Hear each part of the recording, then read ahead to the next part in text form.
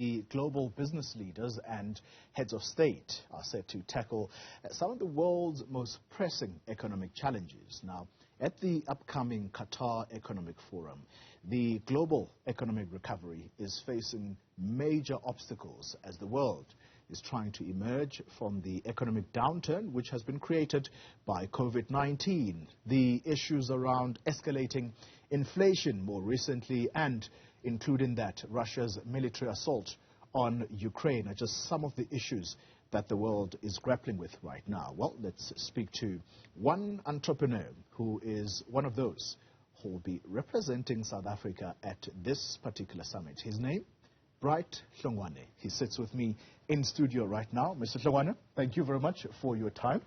Thank you, thank you. Let's start with the line of work or business that you're in. So, I am Bright Hlongwane, as mentioned. I'm the Secretary General of Youth and Business South Africa, which is an organization that is aimed at creating more job makers and less job seekers, which is the lifeline of the economy of South Africa.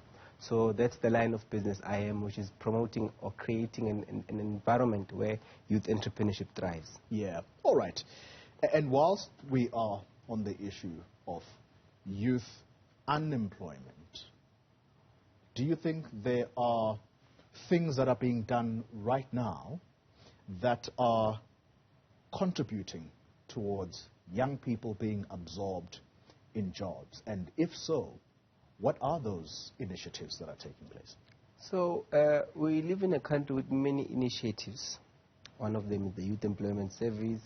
We have the National Youth Development Agency, which are one of the institutions or initiatives tasked at tackling youth unemployment. The issue is the availability of resources in attending or tackling the particular challenge. Yeah. So we live in a country where ideas are very scarce. Not that they are scarce, people are very afraid of banking in ideas. So we need to find a way around how can we ensure that we bank on those young people's ideas around the country. Then from there, I'm very much sure that this unemployment issue or this unemployment elephant will be eaten bit by bit. Yeah. So you're going to be participating at this Qatar Economic Summit, if we could call it that. Yesterday, I suspect you were probably among the many activities that were taking place in the country commemorating Youth Day, and therefore, I'm not going to try and tackle you and say, but young people are saying they're tired of talk shows. But let me give you the opportunity to respond to this, because many young people are of the view that we do lots and lots of talking, but action is hard to come by, particularly when it comes to matters in South Africa.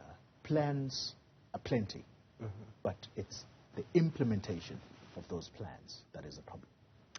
I'm one of those young people who believe or who share those same sentiments. We have conference after conference, workshop after workshop, but when it comes to implementation, none. And I am attending this forum, which is on an international platform, because I'm saying, no, let me get a taste of other countries' talk shops and see how are they different from ours. Because I'm sure their talk shop is followed by a layout plan of how are we going to implement whatever we have talked about. Compared to ours, we have the first summit, we have the second summit, but the goals of the first summit are not achieved. And we do not go and review those goals and objectives, because we want to continue as everything is normal. So I want to have a taste of another country's talk shop, especially of this caliber, to see of how are we going to change the trajectory of talk shops in South Africa, so that our talk shops have a similar way of operation as their talk shops. And so I take it that your goal going there is to probably focus the attention on implementation, because those countries in the UAE, they're big on implementation. I mean, you have buildings that are sky high, all of this in a desert. By the way, you also have water in a place that predominantly or previously was simply a desert. So surely that should be the focus, is it not? Definitely. The focus is to look at how are they implementing so efficiently and effectively.